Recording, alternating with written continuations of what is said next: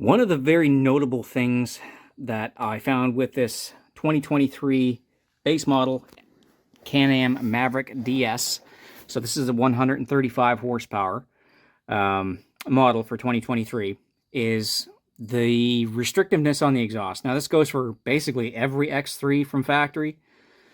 So from the turbo all the way back is a big chunk of restrictive pipe. So this is a catalytic converter that goes right onto the turbo. You can see where the flex joint is right in here, from the turbocharger all the way back to the cat, back to the muffler. That sucker gets hot. It gets very hot. And nothing kills an engine more than heat. Obviously, it has to get up to operating temperature. However, that gets so incredibly hot that I am sure over time that shock right here, because it's so close to this pipe, is actually going to fade quicker than the rest of them. So what do we want to do? We want to try to reduce the EGTs, or what's known as the exhaust gas temperatures. So there's a new product out from RPM Powersports, and we're going to take a look at it because I got one. This is a 3-inch chambered exhaust system from RPM Powersports.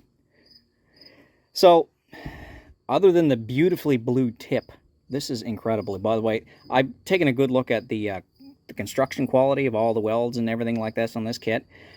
It's fantastic. Like, this is all beautifully TIG welded. I'd like to know where they're getting the work done, because if I ever need the work done, man, it's a beautiful system. Anyway, it's all T304 stainless, and it's 3-inch from the turbo back. So that means it's a full 3-inch inside all the way to the tip of the exhaust. So with a chambered muffler, it's going to have exactly what it says. It's a chambered muffler. So it doesn't have any straight through, which means it's going to reduce some of the sound that's coming out of the muffler. It's not a race pipe. It's designed for somebody like myself who wants a much less restrictive exhaust system that is going to open up the flow, lower the EGTs, and not be obnoxiously loud, because I ride in shared use trail areas out by me, which means I can't have a really loud exhaust. People are going to get mad and it's going to shut the trails down out by me. I don't want that. And I'm not a desert racer either. I don't need a wide open exhaust. Hence why we went with the 3-inch exhaust, the chambered exhaust. And you can see actually down inside of here, you can kind of see some of the chambers. So doing a little bit of research on this exhaust, this is designed to load up under full throttle, still allow all the free flow from that turbo all the way through this exhaust and be non-restrictive, but reduce the sound. So it should be a couple decibels over stock, we know that, but if you take a look inside, that is full 3-inch all the way through. Let's just walk back over to here. It starts 3-inch at the turbo. That is not 3 inches.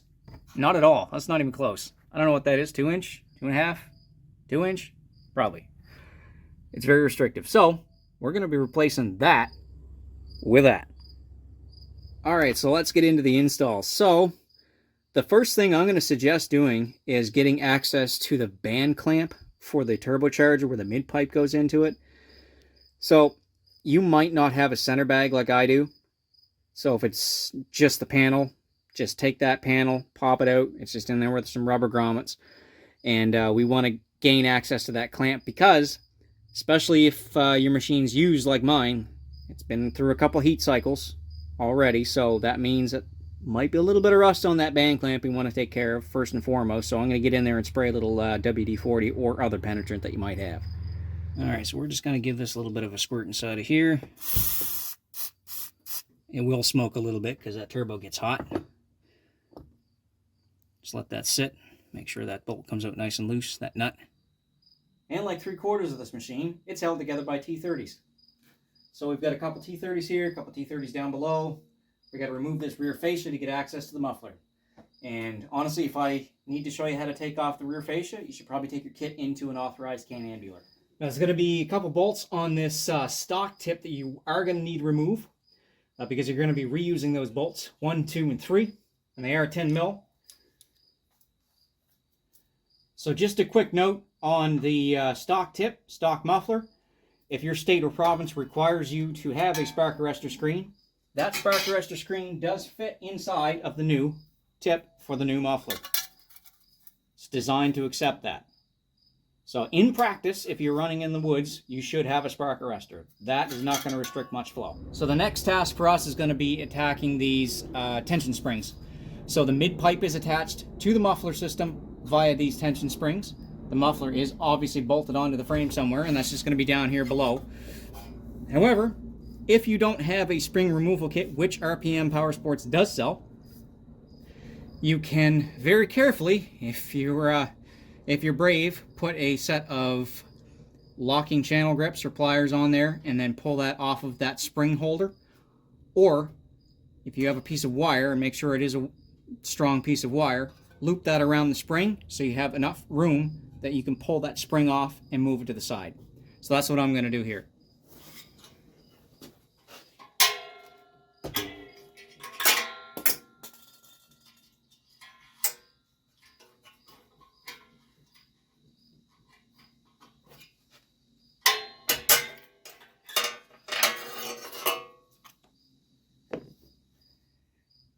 Next, remove the muffler mounting bracket bolts.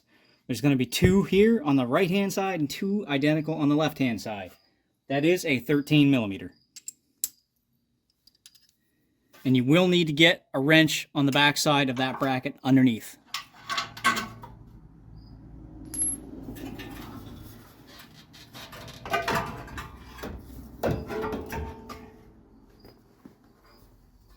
Alright, so now we're going to pop out this band clamp on this side here. That is an 11 millimeter nut, and you are going to need a deep socket.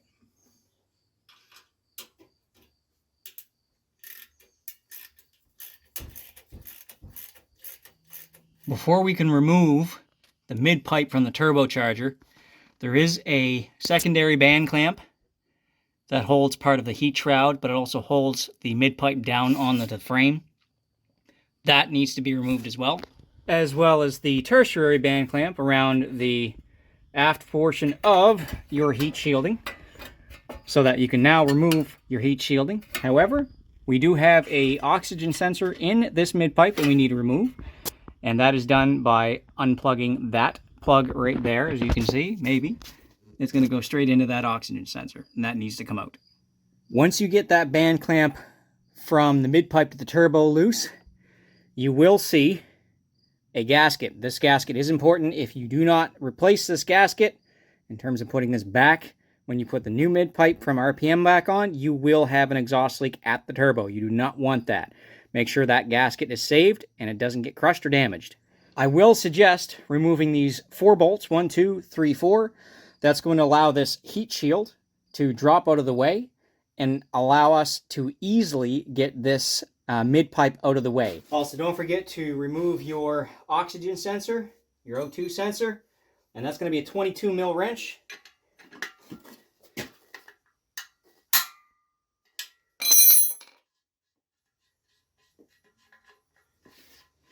And install on your new 3-inch through and through mid pipe from RPM on this kit.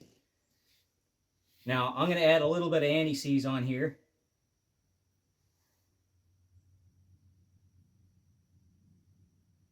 If you're using anti-seize, make sure you don't get any on the sensor itself. You will notice that this actually has 2 bungs on it. So the secondary bung is going to be for later on if you're putting a tune on your machine, if you are doing something like putting a air ratio gauge or an exhaust temperature gauge. I grabbed the wrong wrench. You have the option to do that. It's already drilled and tapped with a secondary bung. Okay, so before we start clamping everything down on that turbo for the mid pipe install, there's a couple other things we want to do. So the way I just put this back together is I just slid the mid-pipe inside of the heat shield and then just mounted everything back up with the bolts. So then that's solid in there. It's holding the mid-pipe. I don't have to worry about it falling or anything like that. However, what we need to do is we need to now replace the mid-pipe support bracket, which is going to be this bracket right here. That is no longer going to be able to fit that profile of the bigger 3-inch mid-pipe. So with your kit, you're going to get a nicely powder-coated design RPM mid-pipe bracket, which is going to replace that bracket in there. So to get at that, where we need to remove, I'm just going to tilt the camera down here a little bit. There's going to be a shroud here. So this shroud needs to be removed. Now this also holds some of the hoses and electrical lines going to the engine. So the first thing we're going to do is we're going to remove this shroud itself. So it's going to be 2 T30s. So let's get that off first. Alright, so that shroud just pops out of the way. We are going to need to cut a couple of zip ties.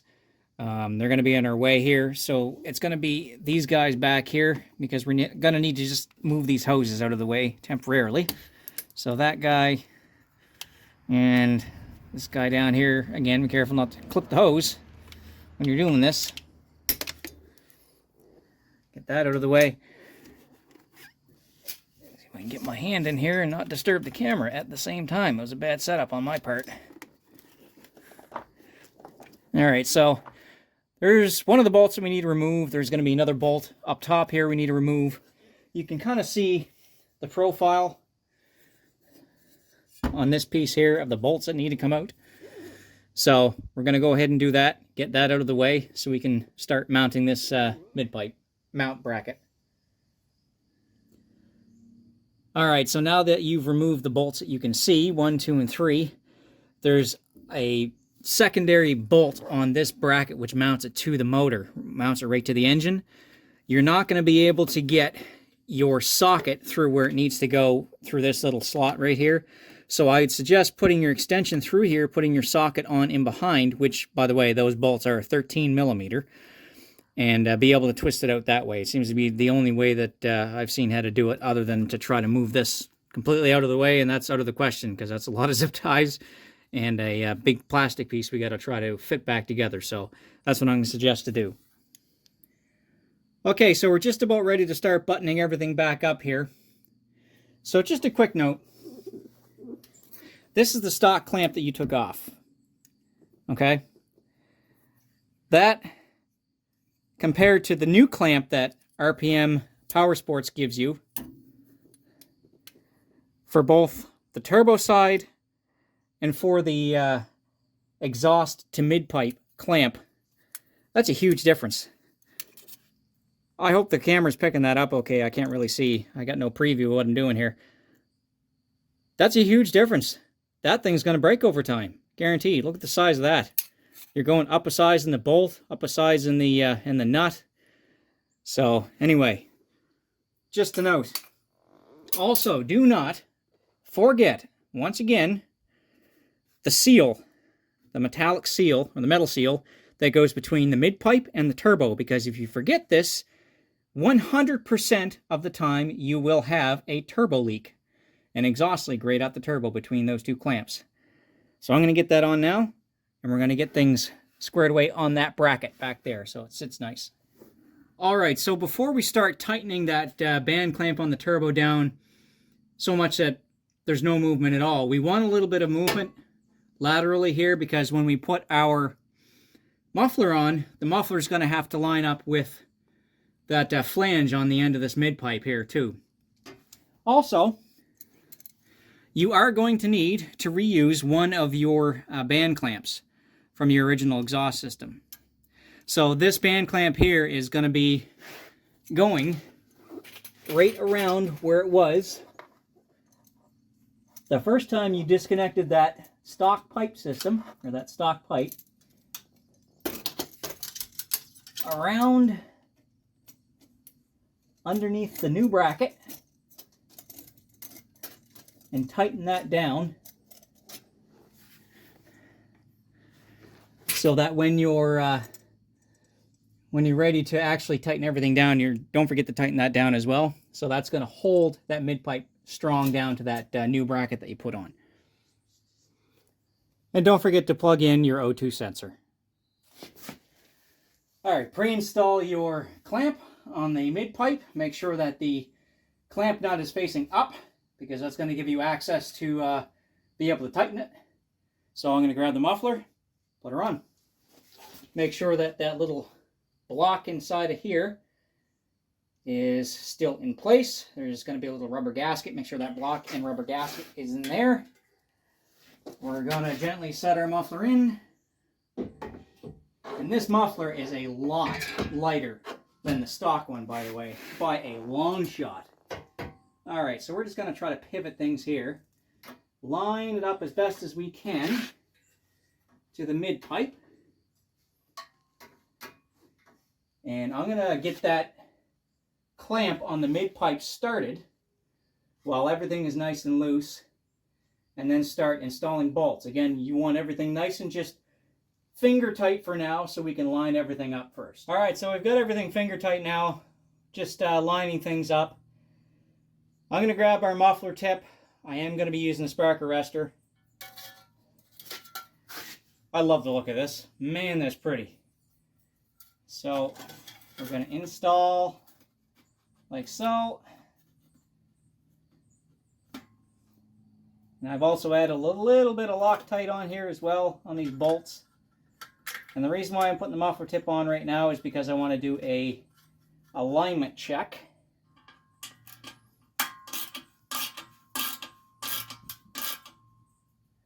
Alright, so I'm just going to grab my fascia here, and I'm just going to do a quick alignment check. Just going to line everything up before we end up tightening down all of our clamps and all of our bolts for the muffler, just to make sure everything's center. And that looks like it's pretty center. Yep, I'm happy with that. So I am going to start tightening down bolts. I'm going to start with the muffler, work our way up. All right, this is looking great, but I'm running out of daylight here. So just one more quick thing before we start up this thing to hear what it sounds like. And man, I'm getting excited. See all those greasy fingerprints? Try to get as much of those off as you can, because the first heat cycle on this thing will burn those greasy fingerprints right in that T304 stainless. So I know that from experience with motorcycles. So try and get as much of those fingerprints off as you can with a microfiber. Maybe a little bit of rubbing alcohol if you got lots of grease on it.